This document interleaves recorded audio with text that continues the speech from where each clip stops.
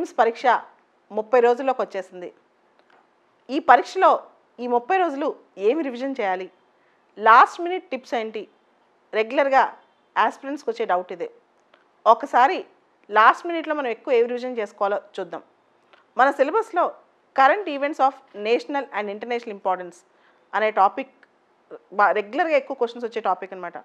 దీనిలోంచి మనం చూస్తే ఇప్పుడు రష్యా ఉక్రెయిన్ వార్ జరుగుతోంది. ఉక్రెయిన్ పైన రష్యా దాడి చేస్తుంది. దానికి సంబంధించి బ్లాక్ సీ అనేది బాగా న్యూస్లో ఉంది.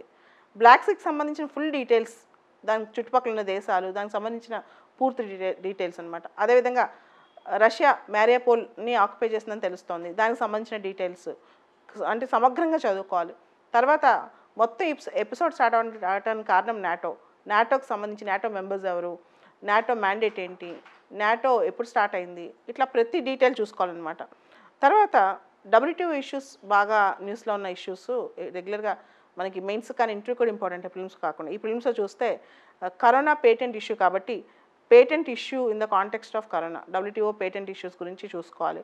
అదేవిధంగా నేషనల్ ఇంపార్టెంట్ ఉన్న ఈవెంట్స్లో చూస్తే గవర్నమెంట్ లాస్ట్ 1.5 year నుంచి లాంచ్ చేసిన ఇంపార్టెంట్ పాలసీస్, మొత్తం గవర్నమెంట్ సంబంధించిన పాలసీస్ చూసుకోవాలి. వీలైతే ఎకనమిక్ సర్వేలో ఉన్న అన్ని అనాలిసిస్ కానీ, లేకపోతే మినిస్ట్రీస్ యొక్క యాన్యువల్ రిపోర్ట్స్ ఉంటాయి, రకరకాల మినిస్ట్రీల యాన్యువల్ రిపోర్ట్స్. ఒకసారి కొత్తగా ఉన్న స్కీమ్స్ని హెడ్లైన్స్ చూసుకున్నా దాని యొక్క స్కీమ్స్ యొక్క బేసిక్ మ్యాండేట్ చూసుకున్నా సరిపోతుంది అనమాట.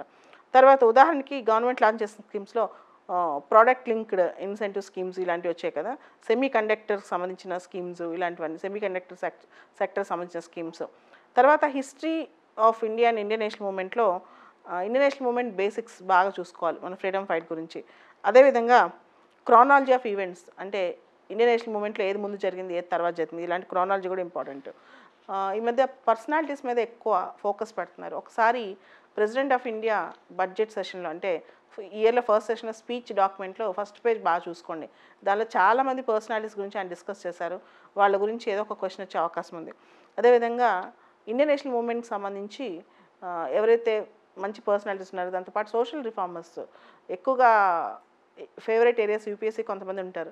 ఉదాహరణకి థియోసాఫికల్ సొసైటీకి లాంచ్ చేసిన బ్లావెస్కీ కానీ, తర్వాత ఇండియాకి థియోసాఫికల్ సొసైటీ పని మీద వచ్చిన అనిబిసెంట్ కానీ, ఇట్లాంటి వాళ్ళ పేర్లు కూడా చాలామంది, ఒక 60-70 పర్సనాలిటీస్ చూసుకుంటే మెయిన్స్ కూడా ఉపయోగపడుతుంది.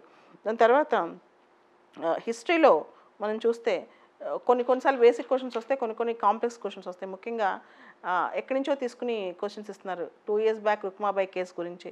అట్లాంటి క్వశ్చన్స్ వచ్చినప్పుడు కూడా మీరు ఏం చేస్తారంటే, చాలా న్యూస్ పేపర్స్ ఆజాదీ కా అమృత్ మహోత్సవ్ సంబంధించి కొన్ని లీడ్స్ క్యారీ చేస్తున్నాయి అనమాట.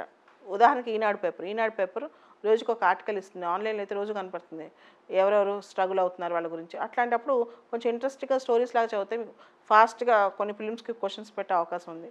తర్వాత జాగ్రఫీకి సంబంధించి మ్యాప్ పాయింటింగ్ బాగా ఫోకస్ చేయాలి.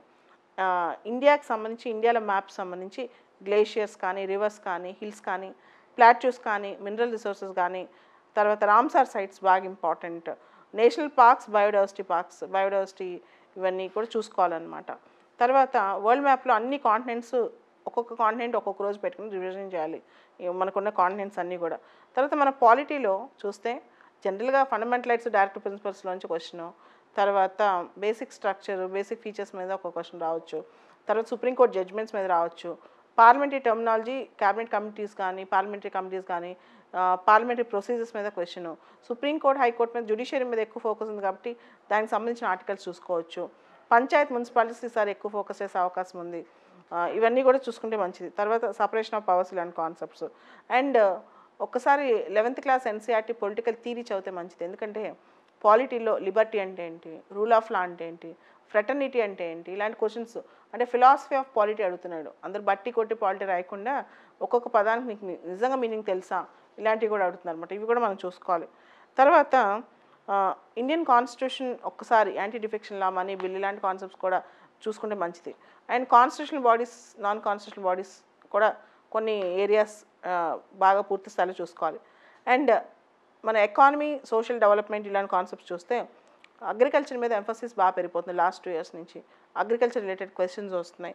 మీరు గమనించి ఉంటారు, Indian forest services, civil services prelims ఒకటే ప్రిలిమ్స్ ఎగ్జామ్ కాబట్టి కొంచెం ఓరియంటేషన్ కూడా కొన్ని అగ్రికల్చర్, ఫారెస్ట్, ఎన్విరాన్మెంట్ వీటి మీద పెరుగుతుంది. కాబట్టి ఏం చేయొచ్చు అంటే ఫారెస్ట్ సర్వీస్ మెయిన్స్ సిలబస్ ఒకసారి చూసుకోండి. Forest service main syllabus environment ecology syllabus ఎప్పుడైతే పూర్తి స్థాయిలో చూసారో దాని రిలేటెడ్ క్వశ్చన్స్ ఫిలిమ్స్లో 1 or 2 క్వశ్చన్స్ ఆ సిలబస్ రిలేటెడ్ తగిలే అవకాశం కూడా ఉంటుందన్నమాట. తర్వాత ఎకనమిక్స్ సంబంధించి బేసిక్ మ్యాక్రో ఎకనమిక్స్ అంటే బ్రాడ్ మనీ, నారో మనీ ఇవన్నీ కూడా ఒకసారి చూసుకోవాలి. తర్వాత మైక్రో ఎకనమిక్స్ రిలేటెడ్ క్వశ్చన్స్ కూడా వస్తున్నాయి. చాలామంది మైక్రో ఎకనమిక్స్ చదివేసి మైక్రో ఎకనమిక్స్ చదవట్లేదు.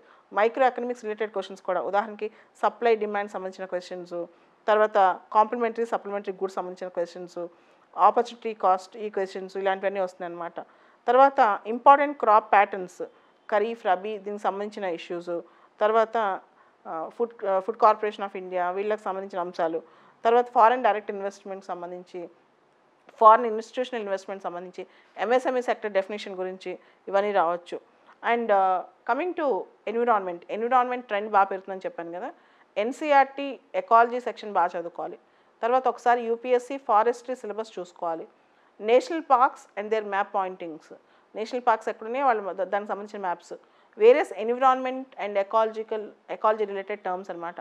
Environment related ecology related terms చూసుకోవాలి. జనరల్గా వాట్ ఈజ్ ఫుడ్ చైన్ దగ్గర నుంచి ఎకలాజికల్ నిష్ అంటే ఏంటి ఇట్లాంటి క్వశ్చన్స్ లాస్ట్ చాలా మొత్తం పాత క్వశ్చన్ పేపర్లో 10 క్వశ్చన్స్ వస్తాయి. తర్వాత అంబ్రిల్లా స్పీషీస్ అంటే ఏంటి, ఇట్లా కొన్ని కీస్టోన్ స్పీషీస్ అంటే ఏంటి, ఇట్లాంటి పదాలు కూడా ఎన్విరాన్మెంట్లో చాలా ఇంపార్టెంట్. తర్వాత ఇంపార్టెంట్ ఎనిమల్ స్పీషీస్లో కొంచెం బాగా న్యూస్లో ఉన్న స్పీషీస్. తర్వాత ఎన్విరాన్మెంట్ రిలేటెడ్ అయిన ఎన్జిఓస్ కానీ ఇన్స్టిట్యూషన్స్ కానీ ఇంటర్నేషనల్ కానీ నేషనల్ ఫేమస్ అయిన ఇన్స్టిట్యూషన్స్, ఎన్విరాన్మెంట్ రిలేటెడ్ చట్టాలు, ఎన్విరాన్మెంట్ రిలేటెడ్ పాలసీస్ ఇవన్నీ చూసుకోవాలి. అండ్ దానికి సంబంధించిన మొత్తం డీటెయిల్గా చూసుకోవాలి. అండ్ బయోడైవర్సిటీ యాక్ట్ ఎప్పుడు ఎవర్ గ్రీన్ రెగ్యులర్ క్వశ్చన్స్ వస్తున్నాయి. PESA act, panchayat extension of schedule areas act, అది అన్ని environment, polity, economy, science and technology అన్నీ కలిపి కొన్ని చట్టాలు ఉంటాయి. ఒక్కోసారి అన్నీ ఇన్వాల్వ్ అవుతుంటాయి. అట్లాంటి చట్టాలు కూడా చూసుకోవాలి. తర్వాత సైన్స్ అండ్ టెక్నాలజీ సంబంధించి నానో టెక్నాలజీ, గ్రఫీన్ కానీ, నానో ట్యూబ్స్ కానీ, బయోటెక్నాలజీ ప్రతి ఇయర్ బయోటెక్నాలజీ చాలా క్వశ్చన్స్ వస్తున్నాయి. సైన్స్ అండ్ టెక్నాలజీ, బయోటెక్నాలజీ ఎక్కువ డామినేట్ అవుతుంది. Genetic engineering, vaccine technologies, 3 parent baby, GM seeds, targeted drug delivery ఇలాంటివన్నీ వచ్చాయి. CRISPR-Cas9 అయితే 2 సార్లు వచ్చింది క్వశ్చన్, లాస్ట్ 2 years బ్యాక్ అయితే బ్యాక్ టు బ్యాక్ వచ్చింది క్వశ్చన్. తర్వాత ఇస్రో, నాసా, ఇప్పుడు ప్రైవేట్ స్పేస్ ఏజెన్సీస్ వచ్చాయి, స్పేస్ ఎక్స్ లాంటివి. ఇవన్నీ చాలా ఫేవరెట్ అనమాట యూపీఎస్సీకి. ఇస్రో నుంచి, నాసా నుంచి ఇవన్నీ కూడా స్పేస్ టెక్నాలజీ నుంచి 2 questions మనం ఎక్స్పెక్ట్ చేయొచ్చు. అండ్ ఇంతకుముందు అయితే ఇండెక్స్లో ఎక్కువ ఇచ్చేవాడు, ఇప్పుడు కొంచెం తగ్గింది. మిలిటరీ ఎక్సర్సైజెస్ ఇండెక్సెస్ ఇచ్చేవాడు, ఇప్పుడు కొంచెం రిసైడ్ అయింది. మనం చెప్పలేము, మళ్ళీ కూడా రిపీట్ అవ్వచ్చు. ఫర్ ఎగ్జాంపుల్ 2013లోను 14లోను వరల్డ్ ఎకనమిక్ అవుట్లుక్ ఎవరు ఇస్తారు, IMF, ease of doing business ఎవరు ఇస్తారు, వరల్డ్ బ్యాంక్, ఇలాంటి క్వశ్చన్స్ రిపీటేటివ్గా వస్తున్నాయి అనమాట. తర్వాత ఇంపార్టెంట్ లాంచెస్, ఇస్రో, నాసా చేసిన ఇంపార్టెంట్ లాంచెస్ కానీ, స్పేస్ ఎక్స్ వాళ్ళు, లేకపోతే ఈ బ్లూ ఆరిజిన్స్ వాళ్ళు ఇవన్నీ చేసినవన్నీ చూసుకోవాలి కొంచెం. తర్వాత లైఫ్ ఐ టెక్నాలజీ ఆల్రెడీ అడిగారు ఈ క్వశ్చన్, లైఫ్ ఐ టెక్నాలజీ. తర్వాత పార్టికల్ ఫిజిక్స్ బేసిక్స్ చూసుకోవాలి, black hole, gravitational waves and related concepts in detection, theory of relativity ఇవన్నీ చూసుకోవాలి.